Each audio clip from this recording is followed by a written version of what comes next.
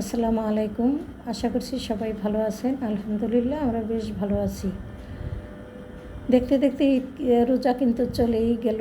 আসলে একদিকে খারাপও লাগছে আর অন্যদিকে ভালো লাগছে এই ভেবে যে রোজা শেষে ঈদ আসবে, খুব আনন্দের ব্যাপার। সেই সাথে বাড়ি যেতে পারবো, সবাই মিলে একসাথে আনন্দ করতে পারবো। আবার অন্যদিকে খারাপ লাগছে এটা যে রোজা আসা মাত্রই কিন্তু মনে হচ্ছে চলে গেল। তো যাই হোক, রোজা আসবে যাবে, এটাই স্বাভাবিক। তো কি যাই হোক, রোজা তো চলেই গেল। আর সেহরি খাওয়ার পরে আমার কিন্তু এখন খুবই খারাপ লাগে। সেই হিসাবে আমি কিন্তু কিছু কাজকর্ম করি এবং কিছু কাজকর্ম সকালের জন্য রেখে দিই। তবে ঘুম থেকে উঠে আমি কিন্তু সেই কাজগুলো খুব তাড়াতাড়ি করে নিই, কেননা খালা আসার পরে কিন্তু ওই কাজগুলো আর করা যায় না।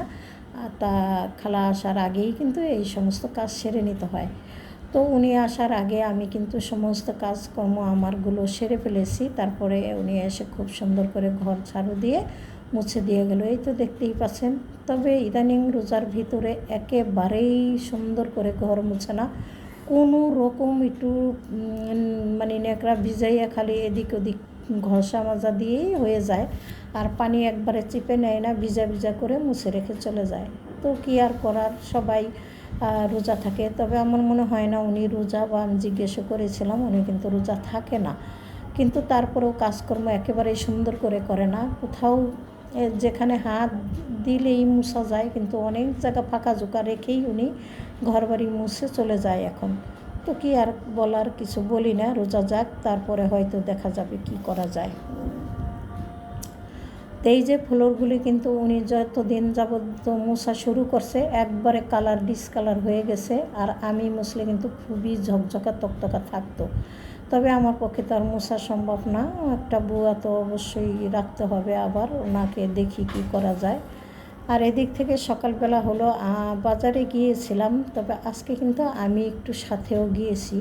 তো সেই সাথে আমি কি শাক এনেছি দেখেন, কচু শাক। আর এই কচু শাক আমি আমার উপরের আপা সে দেখি আমার সামনে দিয়ে নিয়ে যাচ্ছে। তো সেই দেখে আমার মনে হলো যে আমিও একটুখানি নিয়ে নিই। তো কচু শাক আনলাম, সেই সাথে চিংড়ি মাছ, বড় চিংড়ি, আর সেই সাথে কচু চিংড়ি নিয়ে আসলাম, আর একটা চিকেন নিয়ে আসলাম। তো চিকেনটা 2 কেজির উপরে ছিল, সে কারণে আর অত বেশি আনলাম না, তা না হলে হয়তো 2টা চিকেন আনার ইচ্ছা ছিল।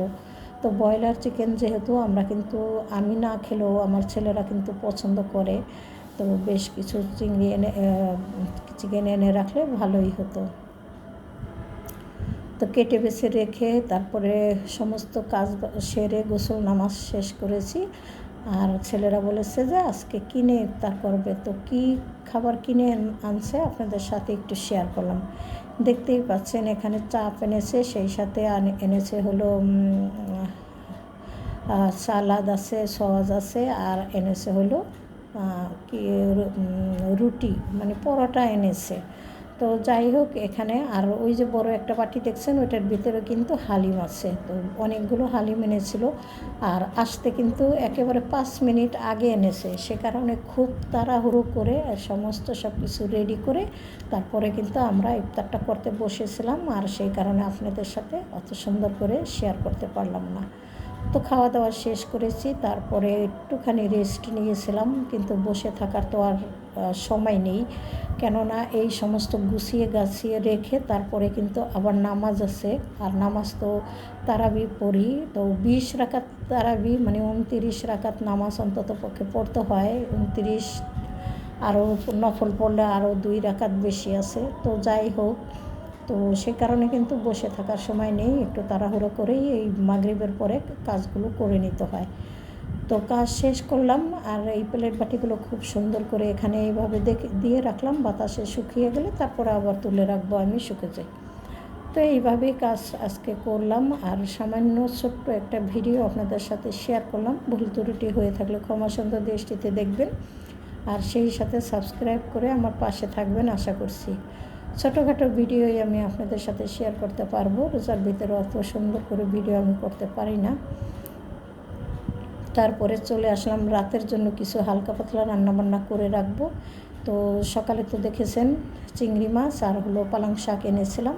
অনেক ইচ্ছা ছিল যে পালং শাক দিয়ে চিংড়ি দিয়ে রান্না করে খাবো।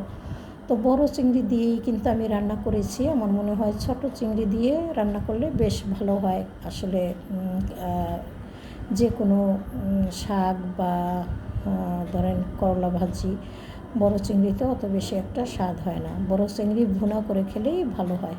তো যাই হোক, রান্না করেছি এবং আমরা খেয়েছি, মোটামুটি ভালো হয়েছিল। তো এই পর্যন্তই ভিডিও শেষ করব। সবাই ভালো থাকেন। আল্লাহ হাফেজ। আসসালামু আলাইকুম।